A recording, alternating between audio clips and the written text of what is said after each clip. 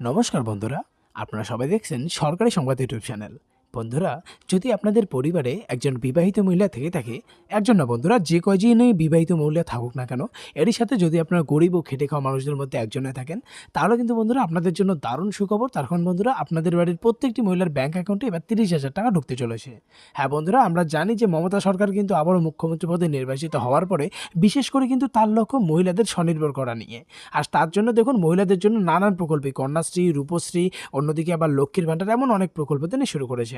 আর বন্ধুরা দেখুন, ইতিমধ্যে কিন্তু মমতা সরকার আবারও বিশেষ করে মহিলাদের জন্য আরও একটি নতুন প্রকল্প তিনি শুরু করলেন। এটাতে যদি আপনাদের বাড়ির মহিলারা আবেদন করে তাহলে তাদের অ্যাকাউন্টে 30,000 টাকা ঢুকে যাবে। হ্যাঁ বন্ধুরা দেখুন, এই বিষয়ে এখানে হেডলাইনে বড় বড় করে বলা হয়েছে যে আজকে নবান্নে মহিলাদের জন্য নতুন প্রকল্পের সূচনা করলেন মুখ্যমন্ত্রী মমতা বন্দ্যোপাধ্যায়। পশ্চিমবঙ্গের প্রতিটি মহিলাদের অ্যাকাউন্টে 30,000 টাকা দেবেন মমতা। তো কিভাবে আবেদন করবেন, কি কি ডকুমেন্টস লাগবে, বয়স কতটা থাকতে হবে, কোন কোন জেলার মহিলারা আবেদনটা করতে পারবেন, পুরোটাই আপনাদের বিস্তারিত বুঝিয়ে দেবো। অবশ্যই ভিডিওটাকে শেষ পর্যন্ত দেখবেন।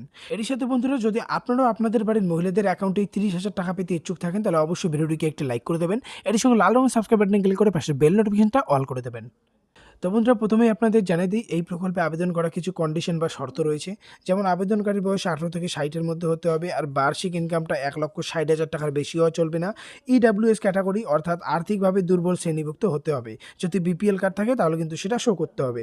এর সাথে বন্ধুরা আপনাদের কি কি ডকুমেন্টস লাগবে দেখুন, বলা রয়েছে ব্যাংক পাসবইয়ের জেরক্স, আধার কার্ডের জেরক্স, জাতির শংসাপত্র বা কাস্ট সার্টিফিকেট, সাথে ইনকাম সার্টিফিকেট, আর 10 টাকা মূল্যের নন জুডিশিয়াল স্ট্যাম্প পেপার।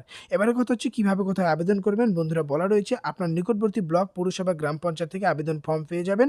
আবেদনপত্র চূড়ান্ত অনুমোদনের পর 30,000 টাকা আপনাদের ব্যাংক অ্যাকাউন্টে দিয়ে দেওয়া হবে।